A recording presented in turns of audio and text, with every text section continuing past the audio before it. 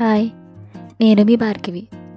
ఈరోజు నేను మీకు చెప్పబోతున్న కథ వంశీ గారు రాసిన పసలపూడి కథల్లో తెలుగుల రవణ అనే కథ. కథలోకి వెళ్తే, సత్తెమ్మ గుడి సందులో 4వ ఇల్లు తెలుగుల రవణది. దగ్గర దగ్గర అరెకరంలో గుండ్రంగా కట్టి ఉన్న తాటాకు పాకలో ఉండి తెలుగుల గానుగ.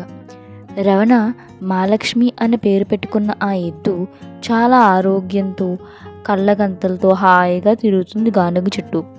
ఆ గానుగ కాడి మీద కూర్చున్న రవణని తనతో పాటు నడుస్తున్న నరసిరెడ్డిని, కార్తీక మాసం వచ్చింది కదా, భోజనాలు ఎక్కడ పెట్టుకుందాం అని అడిగాడు ఆ నరసిరెడ్డి. లాకులు దాటి కాలవగట్టి మించి ముచ్చిమిల్లి వెళ్తుంటే కర్రి రామూర్తి గారి పొలానికి స్వరాజ్యరెడ్డి గారి పొలానికి మధ్యలో పెద్ద ఉసిరి చెట్టు ఉంది కదా అంది రవణ. అయితే ఎప్పుడు పెట్టుకుందాం అని అడిగాడు నరసిరెడ్డి. నవ్విన రవణ, ఇది మరీ బాగుంది, నన్ను మాటికి అడుగుతారేంటి, అబ్బుని చిన్నోడిని చెల్లెల్ని కూడా అడగండి అంది. నీ మాటికి ఎదురే మాట్లాడతారు వాళ్ళు, నువ్వేం చెప్తే అదేగా అన్నాడు నరసిరెడ్డి. అయితే ఈ సోమవారం పెట్టుకుందారి అంది. సరే, ఈ ముక్క వాళ్ళకి కూడా చెప్దాం పద అని కదులుతుండగా చేతిలో ఫైళ్ళు కాగితాలతో ఒక 25 ఏళ్ల కుర్రాడు వచ్చాడు పాకలోకి. అతన్ని ఎగాదిగా చూసింది రమణ. ఎవరు కావాలి నాయనా అంది. ఆ కుర్రాడు, నేను జనాభా లెక్కల కోసం మున్సిపాలిటీ నుంచి వచ్చాను, మీ పేరేంటండి అని అడిగాడు రవణని. పొదలాడ వెంకట్రమణ బాబు అంది. ఫైల్లో టిక్ పెట్టుకుంటున్న కుర్రాడు, మీ భర్త పేరు అన్నాడు. ఆమె నోరు విప్పేలోపే పొదలాడ నరసిరెడ్డి అన్నాడు నరసిరెడ్డి. టిక్కు పెట్టుకుని వెళ్ళిపోయాడు ఆ అబ్బాయి. ఓ 2 గంటలు అయింది. గొల్లల తూము పక్కన లోపలికి వెళ్తే బోధికాలం నాంచి ఉంది ఆ పాతకాలం వాడపల్లి పెంకుటిల్లు.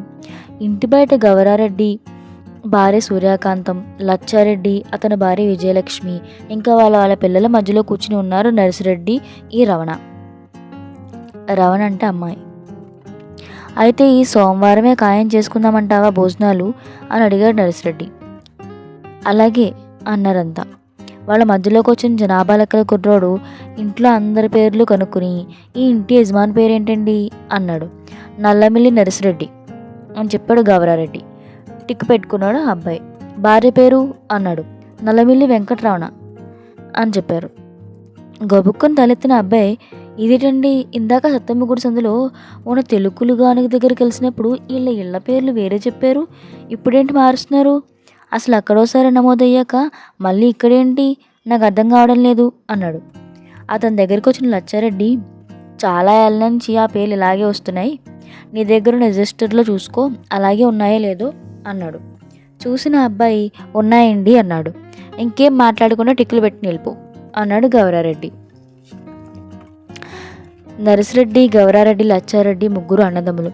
ముగ్గురులోకి పెద్దవాడు నరసిరెడ్డి. రామలక్ష్మి అనే చెల్లెలు కూడా ఉంది. పాప ఆమె ఎప్పుడో చిన్నప్పుడే పోయింది. రాంపురం కాలేజీలో ఎంఏలు చదివి తర్వాత బందర్ వెళ్ళి బీఈడీ ట్రైనింగ్ అయ్యి మా ఊళ్ళోనే ఉద్యోగాలు సంపాదించుకున్నారు. ఉమ్మడి కుటుంబం. అన్నగారి మాట తమ్ముళ్ళకి భేదం. గౌరారెడ్డి ఓబలంక సంబంధం, లచ్చారెడ్డికి తొస్సిపూడి సంబంధం చేసిన నరసిరెడ్డి రవణ కోసం మాత్రం పెళ్లి చేసుకోలేదు. అసలు అతని పెళ్ళే చేసుకోలేదు, రవణ కోసం మిగిలిపోయాడు. అతనికి రవణికి ఉన్న సంబంధం ఊర్లో అందరికీ తెలుసు. అన్యోన్యమైన వాళ్ళ అనుబంధం గురించి ఎవ్వరూ చెడుగా చెప్పుకోరు. వీధిలోంచి రవణ వెళ్తుంటే, ఏంటి రవణ, నరసిరెడ్డి మాస్టర్ బాగున్నారా అని పలకరిస్తారు. పొంతరేవు దగ్గర నరసిరెడ్డి కనబడితే, ఏంటి రవణ ఎలా ఉంది నరసిరెడ్డి అని అడుగుతారు. పండగలకి పబ్బాలకి నూలు వీర్రాజు కొట్లో బట్టలు కొనుక్కొచ్చి అందరికీ పెడుతుంది. వంటల దగ్గర అది సాయపడుతూ ఉంటుంది. ఇంట్లో వాళ్ళందరికీ తెలివైన రవణ అంటే చాలా గౌరవం. ఏనాడు ఆమెను చెడుగా అని అరిగరు, అంతలా చూస్తారు ఆవిడ్ని. వాళ్లకు చిక్కొచ్చినా రవణ్ణి అడుగుతారు. గౌరారెడ్డి, లచ్చారెడ్డి వరుసలు పెట్టి పిలవకపోయినా రవణ అని పిలుపు వదినా అన్నట్టే అనిపిస్తుంది. అబ్బు అని గౌరారెడ్డిని, చిన్నోడా అని లచ్చిరెడ్డిని పిలుస్తాడు నరసిరెడ్డి. రవణ కూడా వాళ్ళని అలాగే పిలుస్తుంది. దానికేం వాళ్ళు నొచ్చుకోరు. పిలిచేది పరాయి మనిషి కాదుగా, అందుకని హాయిగా నవ్వుకుని వెళ్ళిపోతూ ఉంటారు. బులుసు కామేశం గారి పోయాక కొన్నాళ్ళకి ఆదమ్మ గారు కూడా కాలం చేశారు. అంత పెద్ద లోగిలి ఖాళీగా పడింది. ఎలకలు గబ్బిలలు తిరుగుతున్నాయి. మొన్న వర్షాలకి ఆగ్నేయం మూల ప్రహారీ కూడా పడిపోయింది. రావి ముక్కలు పగిలిన గోడబీట్లలోంచి మొలిచి బయటకు వచ్చేస్తున్నాయి.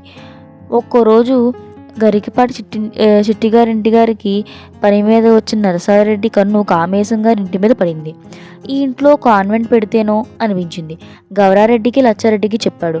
చాలా బాగుంటుందన్నయ్య అన్నారు వాళ్ళంతా. కాన్వెంట్ పెడదాం, మరి మీ మండువాలోగిలి మాకు అతికిస్తారా అని అమెరికాలో ఉంటున్న కామేశం గారి పిల్లలకి ఉత్తరం రాశాడు నరసిరెడ్డి. పెట్టుకోండి, అద్దె వద్దు, కానీ మా లోగిలిని జాగ్రత్తగా చూసుకోండి చాలు అని గౌరవంగా వాళ్ళు జవాబు రాశారు. అలా చాలా ఆనందపడ్డారు నరసిరెడ్డి అన్నదమ్ములు. కాన్వెంట్ పెట్టి ఏదో చదువు చెప్పాలనుకున్నారు, కానీ ఏం చెయ్యాలి, ఈ టీచర్ని ఎక్కడిని తీసుకురావాలి, అసలు కాన్వెంట్ నడిపే పద్ధతులు ఏమీ తెలియవు వారికి. పెట్టుబడి ఎంత అవుద్దో బొత్తిగా తెలీదు. ఎలాగాని ఆలోచిస్తుండగా ఆర్తమూరు నుంచి కాకినాడ వెళ్ళి కాన్వెంట్ పెట్టి చాలా గొప్ప వెలుగు చూస్తున్న ఆదిత్య కృష్ణారెడ్డి గారిని కలిశాడు. శ్రమపడి పైకొచ్చిన మనిషి కృష్ణారెడ్డి. ముందు ఫర్నిచర్కి ఎంత అవుద్దో, తర్వాత నెలకి టీచర్ల జీతాలకు ఎంత అవుద్దో కృష్ణారెడ్డిని వివరంగా అడిగేసరికి ఆయన చెప్పేసరికి ఈ పని మా వల్ల కాదని అనుకుని తిరిగి బస్సు ఎక్కి చీకటికి పడకవేళకు ఊళ్ళోకి దిగాడు నరసిరెడ్డి. అరుగు మీద కూర్చుని అన్నగారి కోసం ఎదురు చూస్తున్న తమ్ముళ్ళు ఇద్దరి దగ్గరికి వచ్చి ఇది మన వల్ల కాని పని అని వివరంగా చెప్పారు నరసిరెడ్డి. ముగ్గురి మధ్య పెద్ద చర్చ జరిగింది. ఆ ఇల్లు బ్రాహ్మణులు ఫ్రీగా ఇచ్చారు, బాగానే ఉంది. ఉన్న 2 ఎకరాల పొలం మీద ఏ కుయ్యర్ బాబ్జీ గారు లాంటి షావుకారు దగ్గరికి వెళ్ళి ఎంత కొంత అప్పు తెచ్చి కుర్చీలు బలలు చేయించి మొదలు పెట్టచ్చు. ఇంకా మిగిలింది టీచర్ల సంగతి. కేరళ నుంచి వచ్చిన టీచర్లు అయితే పాఠాలు బాగా చెబుతారట. వాళ్ళ జీతాల సంగతి ఏంటి? ఎక్కడి నుంచో తీసుకొచ్చిన వాళ్ళకి నెల అయ్యేసరికి జీతాలు ఇవ్వకపోతే ఎంత పరువు నష్టం? ఈ విషయమై చాలాసేపు మాట్లాడుకున్నారు. చివరికి కాన్వెంట్ పెట్టడం అనేది మన వల్ల కాని పనిలే అనేసి ఇంకా వదిలేసుకున్నారు. బాగా రాత్రి అయింది. ఆ పూట భోజనం చేయబుద్ధి అవ్వలేదు నరసిరెడ్డికి. 10 దాటాక రోజులాగే లాంతర్ తీసుకుని తెలుకుల రవణ ఇంటికి బయలుదేరాడు. అప్పుడు గానుగ దిగి ఆఖరు వాయి కూడా తీసేసి మహాలక్ష్మి అనే ఎద్దుని దొడ్లోకి పంపిన రవణ వంటపాకలో కాగుతున్న సేవండి నీళ్ళ బిందుని స్నానాల దొడ్లోకి తీసుకెళ్ళింది. నరసిరెడ్డి వచ్చాడు. నవారు మంచం వాల్చి పరుపు దుప్పటి వేసి కాకినాడ వెళ్ళారు కదా, ఏమైందా పని అంది. జరిగిందంతా చెప్పి మొదలెట్టిన 6 నెలల దాకా మాస్టర్లకి జీతాలు ఇవ్వలేం, అందుకని కాన్వెంట్ పెట్టి ఆలోచన మానుకుంటున్నాం అన్నాడు. కాసేపు ఆలోచించిన రవణ ఓ పని చేస్తేనో అంది. ఏంటన్నట్టు ఆమె కేసు చూశాడు నరసిరెడ్డి. మీకు తెలుసు నేనేం చదువుకున్నదాన్ని కాదు, నేను చెప్పిందంతా విన్నాక నవ్వుకోకూడదు అన్నారు. పర్లేదు చెప్పు అన్నారు. ఆకాశంలో చుక్కలన్నీ అందంగా మెరుస్తున్నాయి. గొల్లకావిడి పిల్లకోడి చాలా బాగా కనిపిస్తున్నాయి. ఆ వేళ ఉన్నట్టుండి గాలి తిరిగింది. ఆ గాలి రవణ ఇంటిని ఆంచి ఉన్న వేప చెట్టు కొమ్మలు జాయిగా వీస్తున్నాయి. పల్చగా వీస్తున్న ఆ గాలికి పెద్దాపురం చేంతాడుతో గుమ్మానికి వేలాడగట్టిన హరికేన్ లాంతరు అటు ఇటు ఊగుతుంటే ఆ లాంతర వెలుగు రవణ ముఖం మీద పడి మళ్ళీ వెళ్ళిపోతోంది. మరి చెప్పడం మొదలుపెట్టింది రవణ. అసలు మాస్టర్లనే పెట్టద్దు, మీ ముగ్గురు ఉన్నారుగా, అసలు మాస్టర్లు పెట్టకండి అంది రవణ. ఏంటి ఏమంటున్నావు అన్నాడు నరసిరెడ్డి. చెప్పేది పూర్తిగా వినండి. అసలు మాస్టర్లా పెట్టద్దు. 1వ క్లాస్లో పిల్లలకి 2వ క్లాస్లో బాగా తెలివిగల కుర్రాడు చెప్తాడు, ఆ కుర్రాడికి మీరు చెప్పండి. 2వ క్లాస్కి 3వ క్లాస్ కుర్రాడు బాగా చదివేవాడు చెప్తాడు, వాడికి మీరు చూసుకోండి. ముందు మీరు ఒకసారి వాళ్ళకి చెప్తే మిగతా సంగతి అందులో ఆ క్లాస్లో బాగా చదివే కుర్రాడు చెప్తాడు. అలాగే 3వ క్లాస్ వాళ్ళకి 4వ క్లాస్ వాళ్ళు కూడా వాళ్ళ క్లాస్ వాళ్ళ పిల్లలు చూసుకుంటారు. 5వ క్లాస్ అబ్బాయికి 6వ క్లాస్ అబ్బాయికి మాటకు చిన్నోడో పెద్దోడో చెప్తారు. మీరు క్లాసులన్నీ తిరుగుతా పాఠాలు సరిగ్గా చెప్తున్నారు లేదో కూడా చూసుకోండి, పైన చూసుకోండి. ఓ ఏడాది గడిస్తే బండి గాడిలో పడుద్ది. నెమ్మదిగా తర్వాత ఇంకో 2 టీచర్లు వేసుకుందరు కానీ అని చెప్పింది. ఇంత చదువుకున్న తమకి రాని ఈ గొప్ప ఐడియా ఈ మనిషికి వచ్చినందుకు తెగ మురిసిపోయిన నరసిరెడ్డి మనసారా కౌగిలించుకున్నాడు తన రవణ్ణి. రివర్ సైడ్ కాన్వెంట్ అని పేరు పెట్టి మొదలెట్టారు. చాలా తక్కువ కాలంలో పేరెళ్ళిపోయింది కాన్వెంట్. కొన్నాళ్ళు గడిచాక ఆ వెన్నెల రాత్రి ఇంటి వెనకాల దొడ్లో ఇంటిల పాది కూర్చున్నారు. మధ్యలో తెనుకుల రవణ కూర్చుంది. పొంతరేవులో దిగువలో కర్రి సత్యరాజు గారి పొలం పక్కన 10 ఎకరాల పొలం అమ్మకానికి ఉందిట. అది మనం కొనేద్దాం, ఏమంటారు అంది రవణ. కొనేసి ఏం చేయాలి అన్నాడు నరసిరెడ్డి.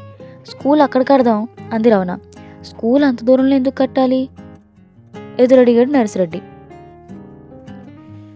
ఊరికి చివర గోదావరి కాలువ పక్కన, పైగా ఆ పొలంలో 10 వేప చెట్లు ఉన్నాయి. విశాలంగా ఉంటుంది. పిల్లలకి ఎంత ఆరోగ్యం చెప్పండి అనేసరికి ఇంకెవరూ ఎదురు మాట్లాడలేదు రమణకి. ఆ స్థలం కొనేశాక హాస్టల్ కూడా పెడదాం అన్న ఆలోచన రావడంతో చాలా పెద్ద బిల్డింగులు 2 కట్టారు. నర్సిరెడ్డి మొత్తం స్కూల్ పనులన్నీ చూసుకుంటున్నాడు పూర్వంలాగే. అతని మాటకి తిరుగులేదు. రెండోవాడు గౌరారెడ్డి డబ్బుకి సంబంధించిన వ్యవహారాలు చూసుకుంటున్నాడు. ఇంట్లో ఎవరికి ఏ పైసా కావాలన్నా అతన్ని అడగాలి. మూడోవాడు లచ్చారెడ్డి ఇక స్కూల్కి హాస్టల్కి కావాల్సిన సామాన్లు తెచ్చే పనులు, పై పనులన్నీ చూసుకుంటున్నాడు. గౌరారెడ్డి భార్య సూర్యకాంతం హాస్టల్ నడుపుతుంది. వంటలు బాగా చేయడం తెలిసిన లచ్చారెడ్డి భార్య విజయలక్ష్మి హాస్టల్లో వంటల దగ్గరుండి చేయిస్తుంది. మిగతా పనులన్నీ కూడా చూసుకుంటుంది. రివర్ సైడ్ కాన్వెంట్లో పిల్లల్ని చేర్చడానికి ఎక్కడెక్కడి నుంచో దిగిపోతున్నారు తల్లిదండ్రులు.